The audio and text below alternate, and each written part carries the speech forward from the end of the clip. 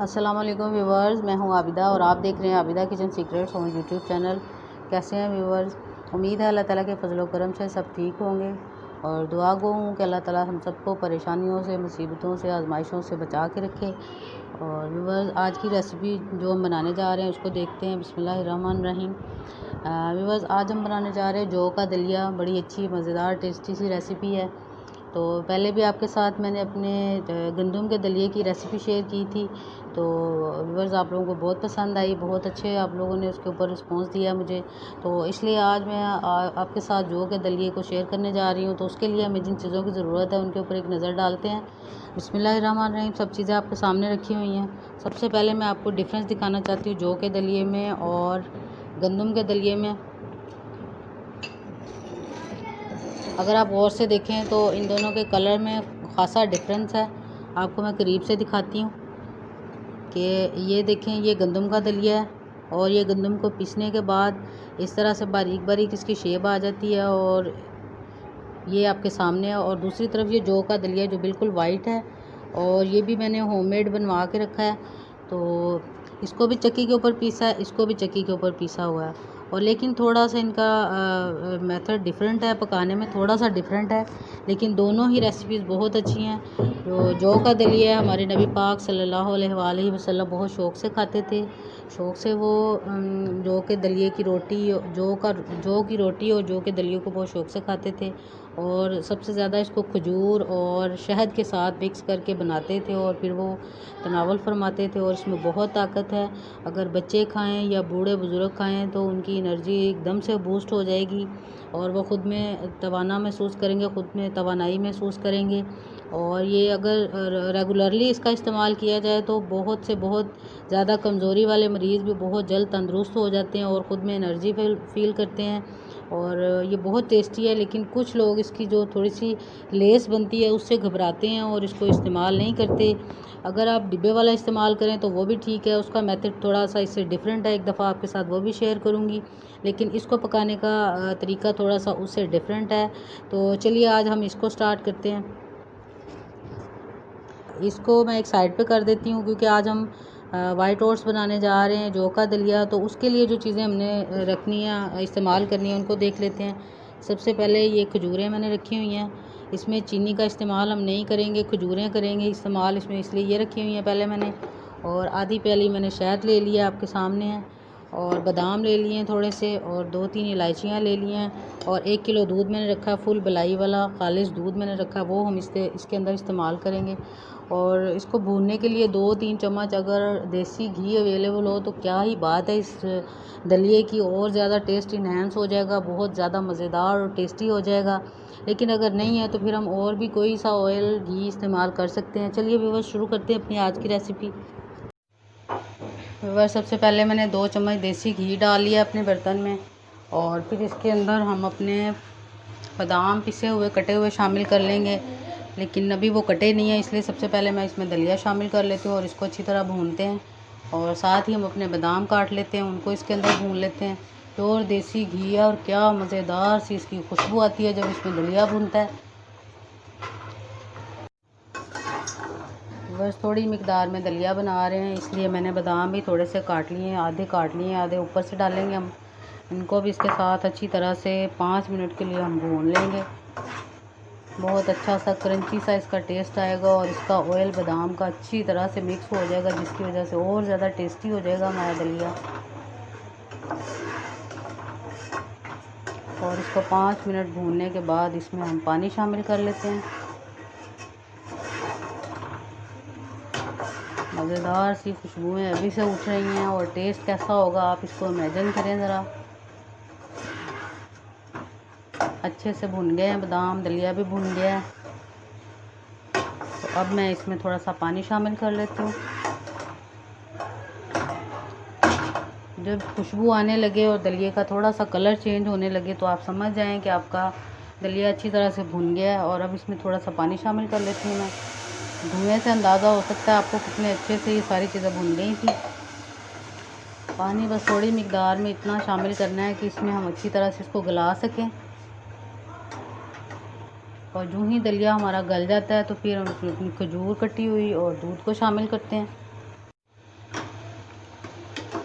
बस अच्छे से दलिया गल गया, 1 गिलास पानी मैंने इसमें शामिल किया था, आप देख सकते हैं। तो अब इस स्टेज पे इसके अंदर मैंने ये अपनी खजूरें और इलायची जो है काट के रखी खजूरें, आप चाहें तो इसको ग्राइंडर में मैश भी कर सकते हैं। तो मैंने इसको खड़ी खड़ी डाली क्योंकि अच्छी तरह से इसमें जब पकना है तो इसने खुद ही घुल जाना है इसके अंदर। और अब इसको हिला लेते हैं और अब इसमें दूध भी शामिल कर लेते हैं हम अपना। 1 किलो दूध लिया था, इसमें चीनी बिल्कुल शामिल नहीं की मैंने।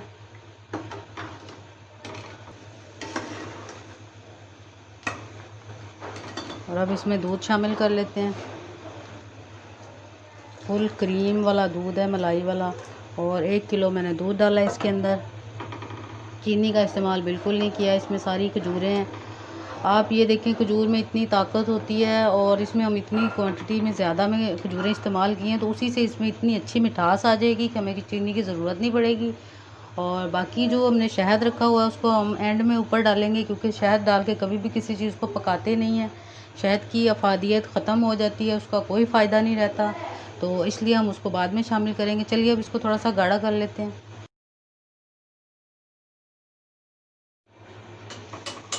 बस दलिया हमारा अच्छे से गाढ़ा होना शुरू हो गया और खूब पक रहा है, आपके सामने देखें किस तरह से अच्छी सी घुल गई हैं खजूरें भी और बादाम भी। अच्छा सा कलर आ गया बादाम और खजूरों का दलिए के ऊपर।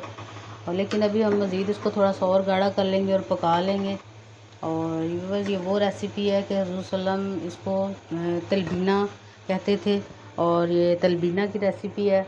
और दलिए की तासीर इतनी ठंडी होती है जौ के दलिए की कि उसमें खजूरें गर्म होती हैं, उनकी तासीर गर्म होती है, लेकिन दलिए के साथ मिलकर उनकी तासीर भी ठंडी हो जाती है। और बादाम भी जब तक भिगो के ना खाएं तो वो भी थोड़े से गर्म होते हैं, तो इसलिए जब वो भी इसके साथ मिल के बनाएंगे हम तो उनकी तासीर भी जौ की वजह से ठंडी हो जाएगी और बहुत मज़ेदार टेस्टी सा ये दलिया हम तैयार करेंगे। आप ज़रूर ट्राई करें इसको। बस अब गाढ़ा होने तक थोड़ा सा इंतज़ार कर लेते हैं इसका। दलिया अच्छे से कुक हो गया है और अब मैंने चूल्हा थोड़ा कम कर दिया। आप इसकी शक्ल देख सकते हैं कितना खूबसूरत था, इसका कलर आ गया क्रीमी क्रीमी सा। और अब हम इसको डिश आउट कर लेते हैं। बबल अच्छे से बन रहे थे लेकिन मैंने चूल्हा थोड़ा कम कर दिया, जिसकी वजह से आप देख सकते हैं कि अब इसको डिश आउट करते हैं।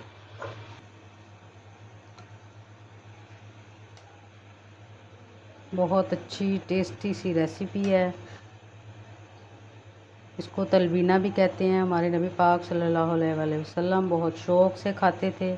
और इसमें नट्स की तादाद जितनी ज़्यादा आप कर लें उतनी कम है। बस इसमें चीनी आपका इस्तेमाल आपने नहीं करना। अच्छे से मैंने डिश आउट कर दिया है। बहुत अच्छा इसका कलर है, टेस्ट उससे भी ज़्यादा अच्छा है। तो थोड़ा सा गार्निश कर लेते हैं अब इसको। ये कटे हुए बादाम हैं जो मैंने पहले से थोड़े से रख लिए थे, तो गार्निश करने के लिए थोड़ा सा इसको ठंडा होने दें तो गार्निश ज़रा ज़्यादा अच्छी हो जाती है। तो चलिए अब इसके ऊपर थोड़े से बादाम डाल लेते हैं।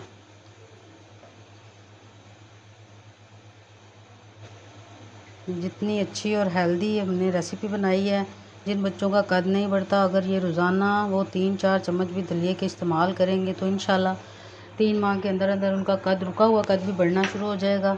थोड़ी सी कटी हुई खजूरें मैंने रखी हुई थी वो इसके ऊपर डाल लेते हैं हम। अभी थोड़ी सी इसके ऊपर वो लेयर नहीं आई बलाई की, जिसकी वजह से खजूर थोड़ी सी नीचे जा रही है। अगर थोड़ा सा हम इंतज़ार कर लेंगे तो बलाई की लेयर आ जाएगी, तो उसके ऊपर खजूरें बड़ी अच्छी तरह से टिक कर डेकोरेट हो जाती हैं।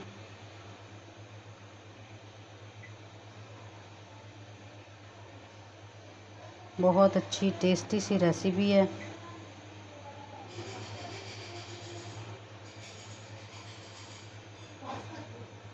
इसके ऊपर हम शहद डाल लेते हैं। मज़ेदार सी टेस्टी सी लुक, टेस्टी सी रेसिपी। कितना अच्छा कैरमल सा इसका लुक आ रहा है शहद का। और शहद को आप अपनी रिक्वायरमेंट के मुताबिक, टेस्ट के मुताबिक कम ज़्यादा कर सकते हैं। जिन लोगों को मीठा कम लगे वो एंड में शामिल कर सकते हैं शहद को।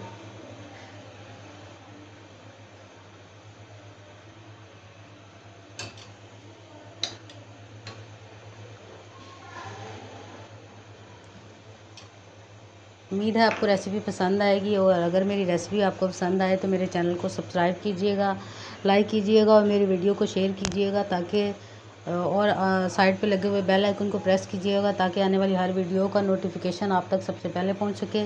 फिर मिलेंगे नई रेसिपी के साथ। अल्लाह हाफिज़।